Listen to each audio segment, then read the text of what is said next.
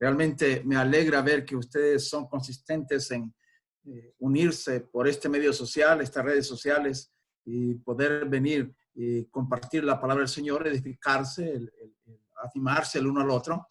Le voy a pedir al hermano que me permita hacer un share de screen porque voy a usar mis notas para poder ilustrar lo que en esta noche vamos a estudiar. Así que si el hermano me permite hacer el share del screen, por favor, compartir la pantalla. Listo, hermano.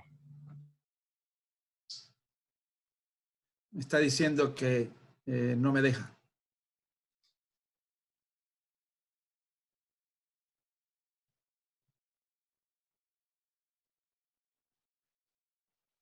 Listo, ahora sí.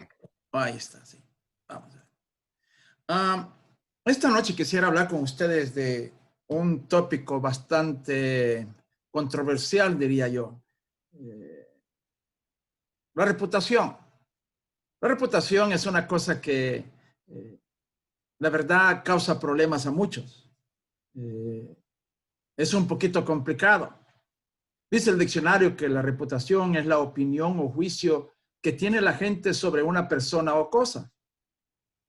También dice que es el resultado de una constante manera de ser en la vida, la repetición de acciones y comportamientos. Pues como dice por ahí un dicho, ¿verdad? Crea fama y ponte a dormir. Hoy en día, esto es un poquito más delicado, es más complicado. Hoy en día, no solo la reputación se ve afectada por nuestro comportamiento y nuestra consistente manera de ser, pero también, por ejemplo, nuestra apariencia, nuestro vestido, nuestra manera de hablar, el vocabulario que usamos, nuestros amigos o gente que nos rodea, dime con quién andas y te diré quién eres. Nuestra preparación académica, ese es un hecho. Ahora para conseguir un trabajo, en muchos lugares es lo primero que piden o la experiencia que usted tiene en lo que usted quiere desarrollarse. Nuestros récords de créditos que en la edad temprana del joven, mucho joven lo echa a perder.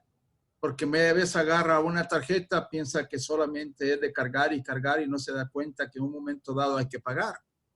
El tiempo que hemos vivido en un lugar, una persona que cambia de vivienda a menudo se convierte en una persona de un récord inestable, por lo menos aquí en los Estados Unidos esto es bien importante y lo nota. El historial de trabajo, las recomendaciones, comportamiento que ha tenido en los trabajos anteriores y últimamente las redes sociales. Aquí en los Estados Unidos otra vez hay muchas compañías que si usted tiene Facebook, si usted tiene Twitter, si usted tiene alguna participación en alguna red social, la compañía revisa esto de usted. Le tiene que dar acceso porque quieren saber qué es lo que usted publica. Porque pues ahora las redes sociales son una manera de expresión. Y muchos no se dan cuenta que las redes sociales no son otra cosa más que como que fuera la primera plana de un periódico. Y que media vez uno publica algo allí, queda para toda la vida. Aunque después lo borre, esto nunca llega a desaparecer. Aparte de la palabra reputación, también está el término currículum, o sea, lo que usted llena para solicitud de un trabajo donde pone su historial. Y pues últimamente, como hablamos en las redes sociales, el perfil. Ahora, la Biblia nos habla de la importancia de nuestra reputación, que también se conoce como testimonio. Segunda Corintios capítulo 3, versículo 1 y 2 dice, ¿comenzamos otra vez a recomendarnos a nosotros mismos? ¿Acaso no tenemos necesidad como algunos de cartas de recomendación para vosotros o de vosotros? Vosotros sois nuestra carta, dice, escrita en nuestros corazones, conocida y leída por todos los hombres. Nosotros somos en realidad un papel donde escribimos lo que somos. ¿Cuántas veces la gente, por ejemplo, es acusada de tener mal carácter? Y todos pueden ver que tienen mal carácter, excepto ellos mismos. O que es vago, o que es desobligado, o que no le gusta trabajar. Y podemos poner un montón de excusas, pero cuando una persona dice algo de nosotros, bueno, quizás podría ser una mala percepción de alguien. 2 personas, a veces pasa así.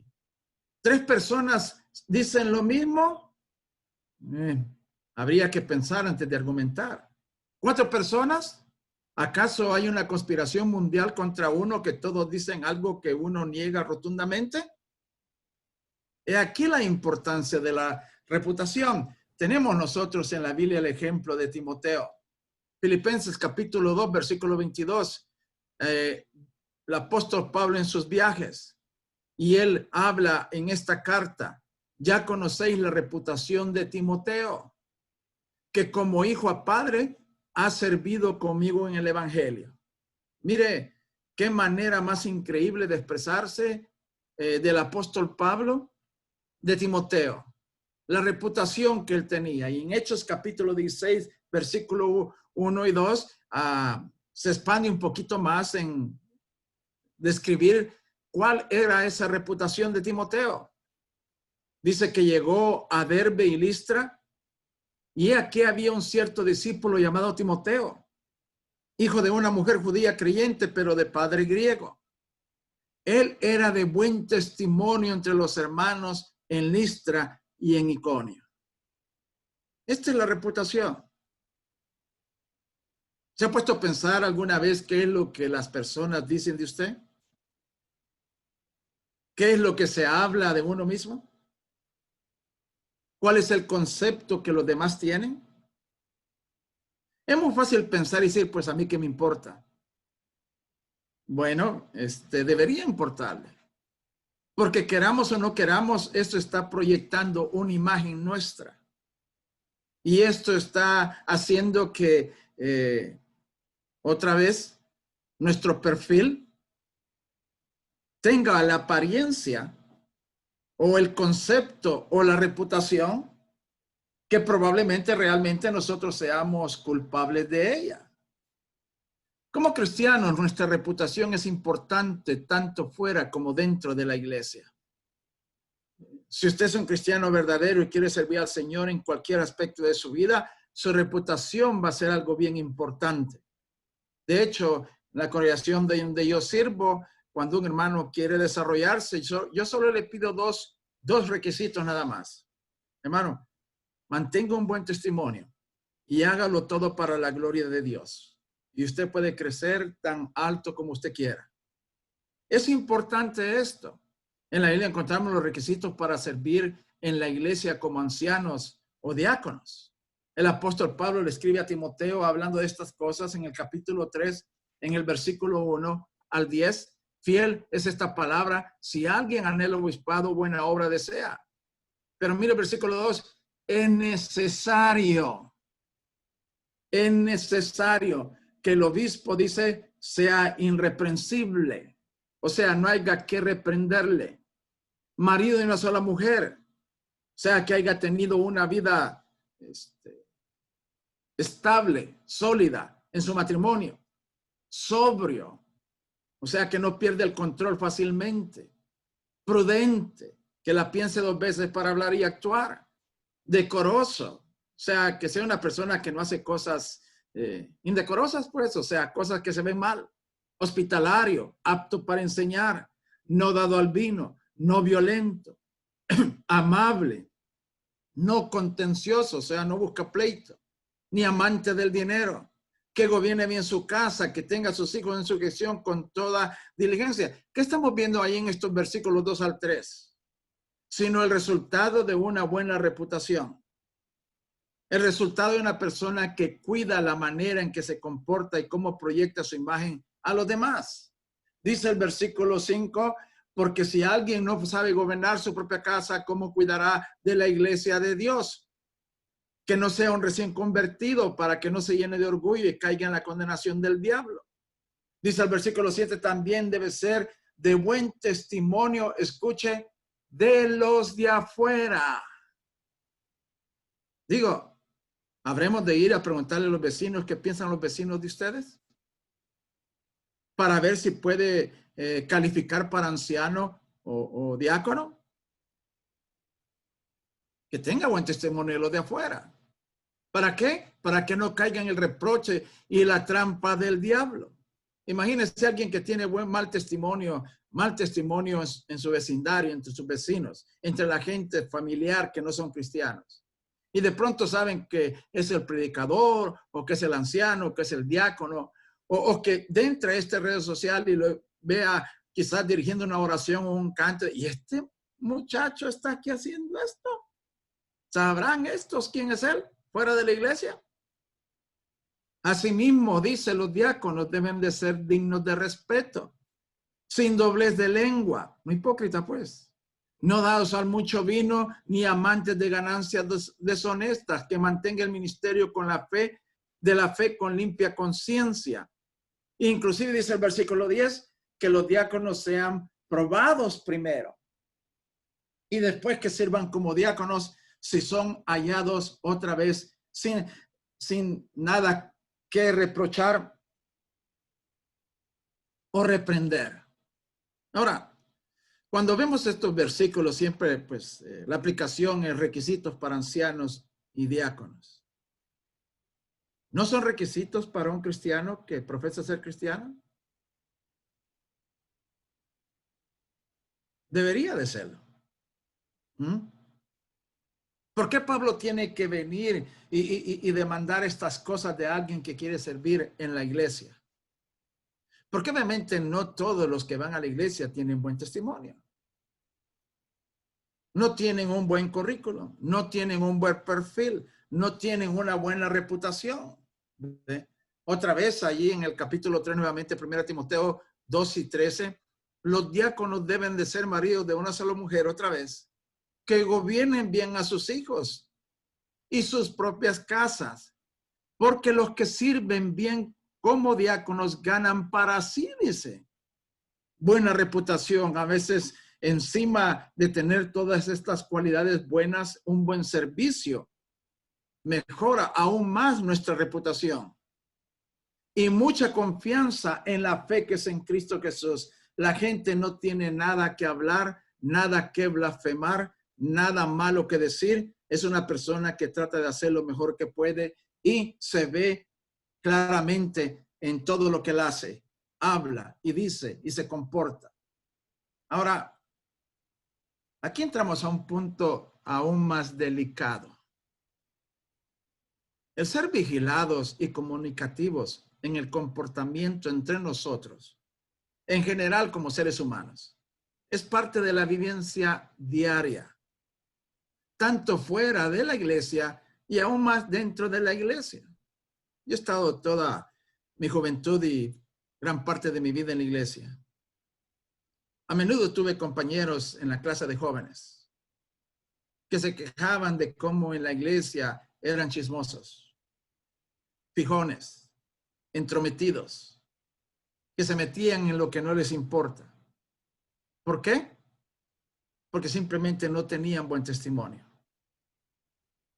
A veces en la iglesia encontramos esto. Si nosotros vamos a 1 Corintios capítulo 1, versículo 11, el apóstol Pablo empieza escribiendo esta carta a los hermanos de Corinto. Le dice, porque he sido informado de vosotros, hermanos míos, por los de Cloé, que entre vosotros hay contiendas. ¿Y cómo podríamos calificar a los de Cloé? ¿De chismosos? ¿De lengua larga? ¿De meterse en lo que no les importaba? Posiblemente algunos de Corintios pensaron así porque no querían cambiar. A veces en la iglesia demandamos y creemos que debemos de tener vida privada y que no se deben de meter en nuestra vida. Jóvenes, yo les voy a advertir esto y escúchenlo muy seriamente. Si ustedes quieren tener vida privada, llegaron al lugar equivocado en la iglesia. Somos una familia. Vivimos y convivimos constantemente. Cada uno de ustedes tienen alrededor un mundo que los vigila. Yo viví esto. Y si usted es hijo de alguno que sirve en la iglesia, del predicador, es peor todavía. Yo me acuerdo que mi hijo se quejaba, ¿por qué papá todo lo que yo hago te lo cuenta? Porque la gente te quiere, le decía. Porque hay alguien que te ama. Porque Dios te ama. Romanos capítulo 16, versículo 17, el apóstol Pablo, mire lo que dice. Pero ruego, hermanos, que os fijéis. ¿Qué entendemos ahí? ¿Mm? Ahí está esta frase, ¿va? Que salió en una película, ¿va? Estoy observando. ¿Mm? Que os fijéis en los que causan divisiones y tropiezos en contra de la doctrina que habéis aprendido y que os apartéis de ellos. No solo hay que fijarnos, hay que señalarlos, hay que apartarnos de ellos. Este es el plan de Dios. ¿Por qué? Porque alguien que anda mal afecta también a la iglesia. Y el mal testimonio de una persona es mal testimonio también de la iglesia. Y el buen testimonio de alguien es motivo de alabanza y de gloria para la iglesia y para Cristo. De ahí la importancia de la reputación. El mal comportamiento hace que reaccionemos de una manera negativa, que nos aislemos y que rechacemos cualquier observación y crítica. Esto es síntoma de que se anda mal, de que estamos mal. Mire lo que dice el apóstol Juan en capítulo 3, versículo 1, 9 al 10. He escrito a la iglesia, pero Diótrefes, este era un personaje con mal testimonio, quien ambiciona ser el primero entre ellos, no nos admite. ¿Por qué será? A veces yo he visto congregaciones que abogan mucho por la autonomía congregacional. Somos autónomos. Si una iglesia goza de buen testimonio, si el predicador goza de buen testimonio, si sus miembros dan la gloria a Dios con sus vidas, la palabra autonomía ni siquiera se menciona, excepto cuando se anda mal. Por esta causa, si voy allá, dice el apóstol Pablo, a recordar las obras que hace y cómo nos denigra con palabras maliciosas. El contraataque que puede haber a una mala reputación es hablar más de los demás y desechar lo que ellos hablan y atacar su persona con mentiras y con cosas falsas. No satisfecho de esto, dice el apóstol Pablo, él mismo no admite a los hermanos. Además, impide que los que quieran recibir y los expulsa de la iglesia. Diótrefes había aislado la congregación donde él estaba. No permitía que los miembros de esta congregación fueran a otro lugar. No permitía que hubiera relación entre ellos y otros hermanos. Y estoy seguro que Diótrefes usaba mucho la palabra autonomía, quizás. A mí me gusta que los hermanos visiten otras congregaciones. Somos una congregación bastante participativa en muchas de las actividades que la iglesia hace aquí en todo el estado de California. ¿Y sabe qué? La iglesia se beneficia de ello. No hay nada que esconder. No hay nada que pueda ser censurado. Digo, no somos perfectos, pero no estamos para deliberadamente dar un mal testimonio. Esto es importante, jóvenes. Ahora, ¿queremos que la gente hable bien de nosotros y no ser censurados en nuestro comportamiento? Seamos un buen ejemplo en todo.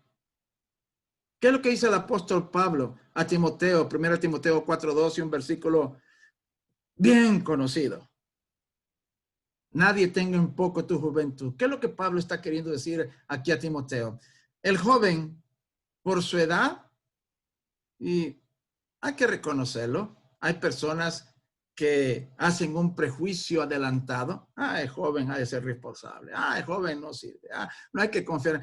Y la razón es porque en la juventud la gran mayoría comete errores.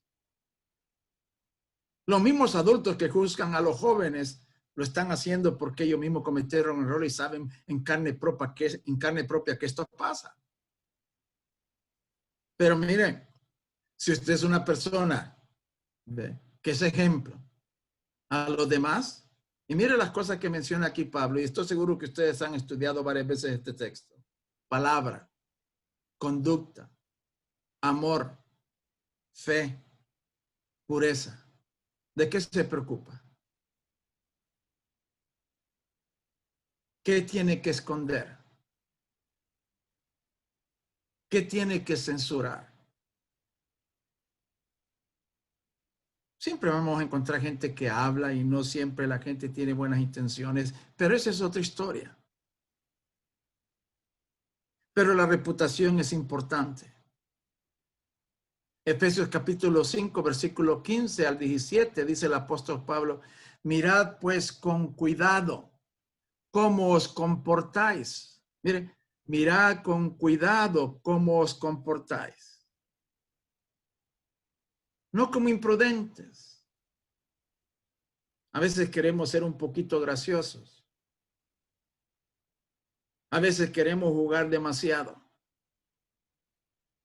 A veces fallamos en no tomar las cosas todas en serio y somos personas que todas las cosas las tomamos livianas, especialmente en la juventud. No como imprudentes, sino como prudentes. Yo me gusta describir la palabra prudente de esta manera. Voy a pensar 2 veces antes de hablar y hacer.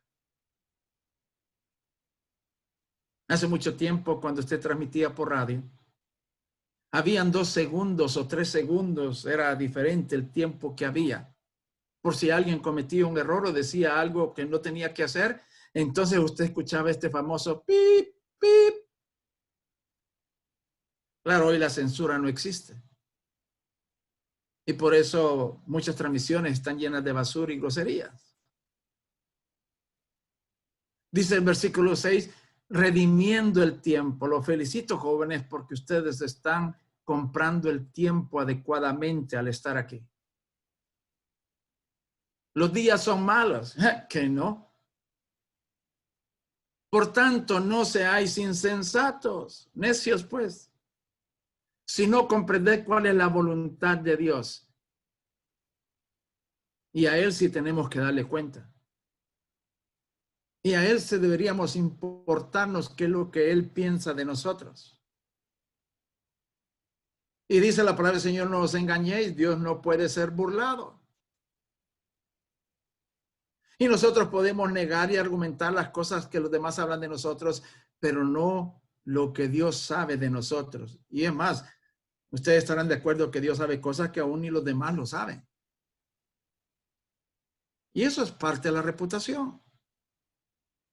Hacer juicio entre nosotros contra aquellos que andan mal es inclusive un mandamiento, porque el argumento favorito es no hay que juzgar. Oh, sí, eso podemos juzgar. ¿Cómo vamos a determinar que alguien anda mal o bien si no juzgamos? Lo que no podemos juzgar son aquellas cosas que no sabemos. O sea, juicios basados en sospechas. Yo podría decir, por ejemplo, aquí, el hermano que está en la pantalla y me está viendo mal, de seguro tiene algo contra mí. Ahí estoy haciendo un juicio equivocado porque no conozco el corazón de ustedes. Pero hacer juicio, 1 Corintios 5, 3, versículo 3 al 6. El apóstol Pablo, hablando a los hermanos de Corintios, le dice, aunque por cierto estoy ausente en el cuerpo, estoy presente en el espíritu. Ya he juzgado como si estuviera presente a aquel que ha hecho semejante cosa. Imagínense si Pablo estuviera ahorita escribiéndonos esto. Y este Pablo no está ni aquí entre nosotros y ahí se anda metiendo en cosas que él ni sabe. Está haciendo juicios. En el nombre de nuestro Señor Jesús, reunido vosotros, dice, y mi espíritu con el poder de nuestro Señor Jesús. Entregad al tal a Satanás para la destrucción de la carne, a fin de que su espíritu sea salvo el día del Señor, digo, si se arrepiente. Y mire lo que dice el apóstol Pablo a los hermanos ahí, vuestra jactancia no es buena. O sea, ser tolerante, no ver con seriedad el mal testimonio de los demás, no es bueno. Tampoco es producto de amor. Yo le digo a los hermanos en la congregación donde sirvo, si ustedes me ven haciendo cosas malas y nadie me dice nada, yo voy a responsabilizarlos a ustedes de mi condenación, aunque yo también me voy a condenar. Si nadie les dice que está mal, ¿cómo lo van a percatar o reconocer? ¿No sabéis, dice, que un poco de levadura leuda toda la masa? Yo he visto jóvenes, clases enteras de jóvenes, echarse a perder porque no hay nadie quien pare a aquellos que andan mal. Y he visto en clases de jóvenes meterse el pecado. Cuando yo estaba joven, había un muchacho que hasta marihuana vendía en la clase de jóvenes. Y nadie decía nada. Y ahí Pablo les diría, no es buena vuestra jactancia. Este mal testimonio leuda toda la masa. En otras palabras, contamina a todos. No todas las reuniones de los jóvenes son buenas. Hay reuniones que dejan mucho que desear. Y nadie dice nada. Y pensamos que es el producto del amor, de la tolerancia. Pero es pecado. Y nos destruye.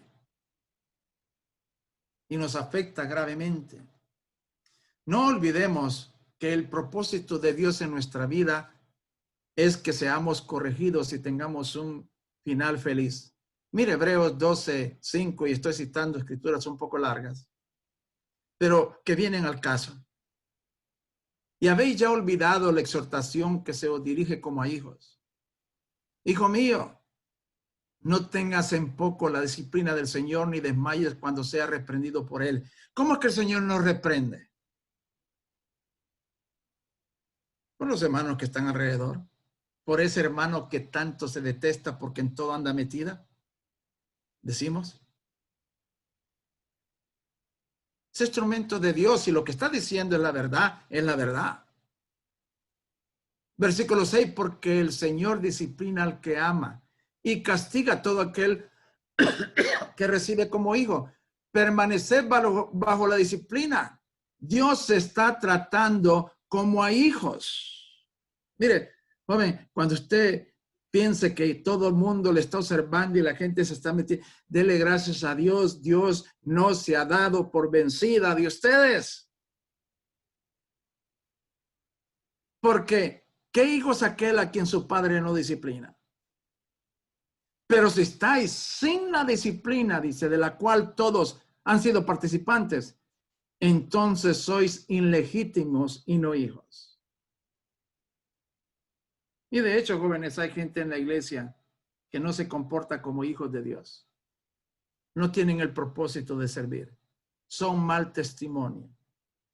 Su perfil, su currículum, su reputación es mala hasta donde se puede imaginar. Y los hay. Y los hay. Además, dice, teníamos a nuestros padres carnales que nos disciplinaban y les respetábamos. ¿No obedeceremos con mayor razón al Padre de los Espíritus y viviremos? Ellos nos disciplinaban por pocos días como a ellos les parecía, mientras Él nos disciplina para bien a fin de que participemos de su santidad, dice. Versículo 11. Al momento, ninguna disciplina parece ser causa de gozo. ¿A quién le gusta eso? A mí no me gusta, pero lo voy sincero. Que alguien me diga, mira hermano, pero es de la única manera que yo voy a cambiar. Si abro mi corazón y escucho. Dice, sino de tristeza. Pero después dice, mire, da fruto apacible de justicia a los que por medio de ella han sido ejercitados. Y nuestra vida cambia y se transforma. Y somos nuevas criaturas.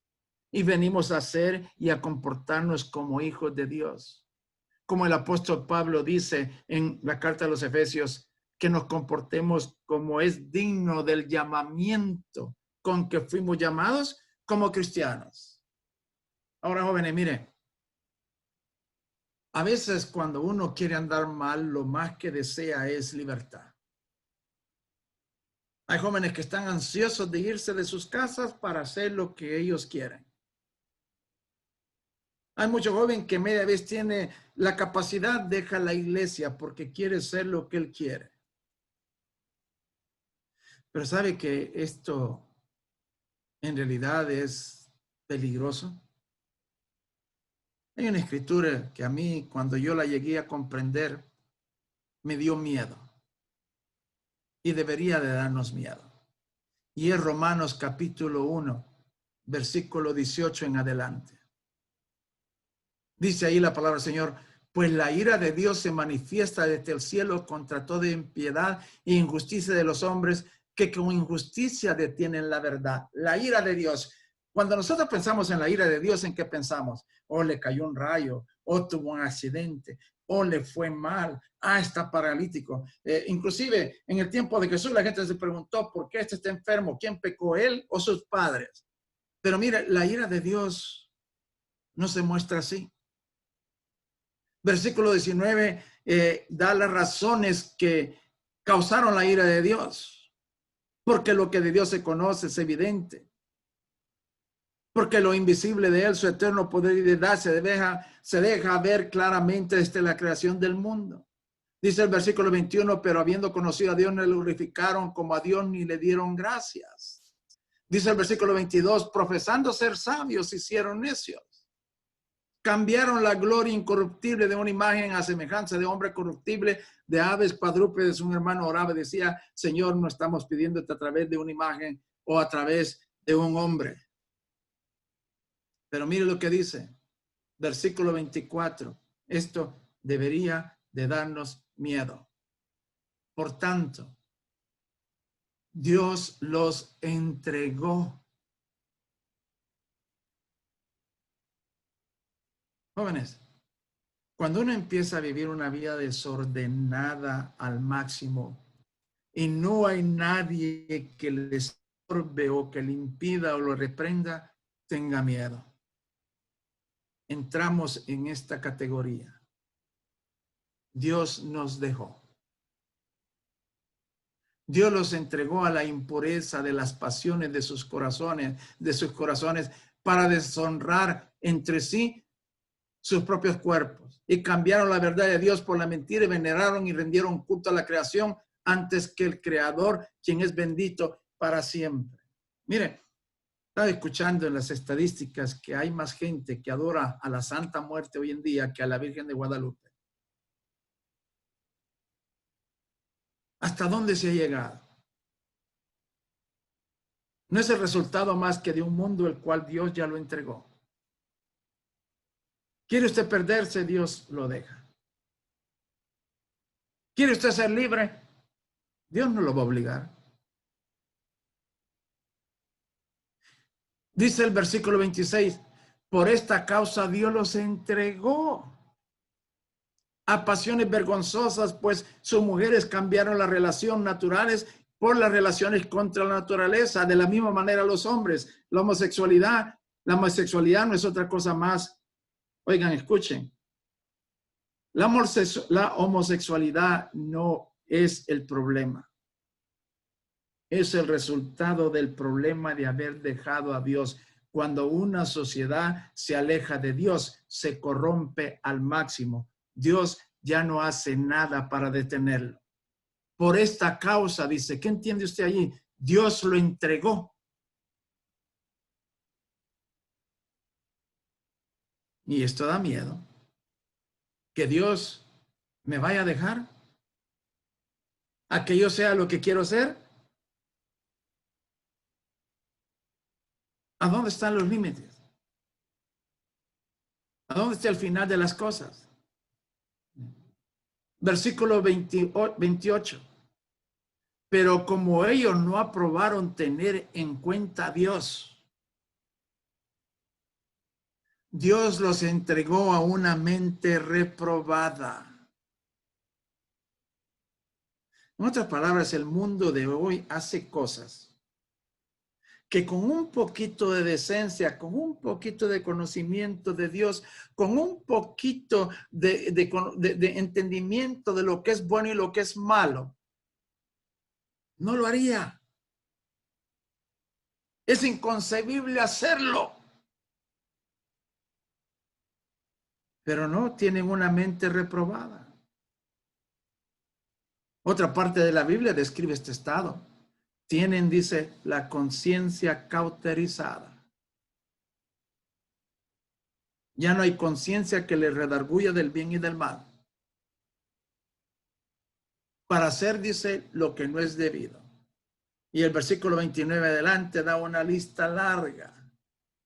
Se han llenado toda injusticia, maldad, avaricia, perversidad. Esta es la reputación de la sociedad de hoy en día.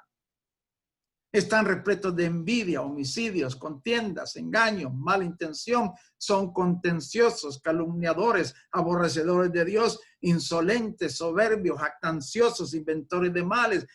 Mire qué lista más horrible. A pesar de que ellos reconocen el justo juicio de Dios, que los que practican tales cosas son dignos de muerte, no solo las hacen, sino que también se complacen con los que la practican. Somos participantes al tolerar estas cosas. Jóvenes, ustedes están en la parte más importante de su vida, porque apenas están creando un perfil. Su imagen está empezando a ser proyectada y vista por los demás. La gente está empezando a leer quiénes son ustedes como cartas. Si se cuidan, como cristianos, mantienen la palabra de Dios en sus vidas, no van a tener que preocuparse de su testimonio. Y les voy a decir una cosa, y es cierta esta, y se lo garantizo.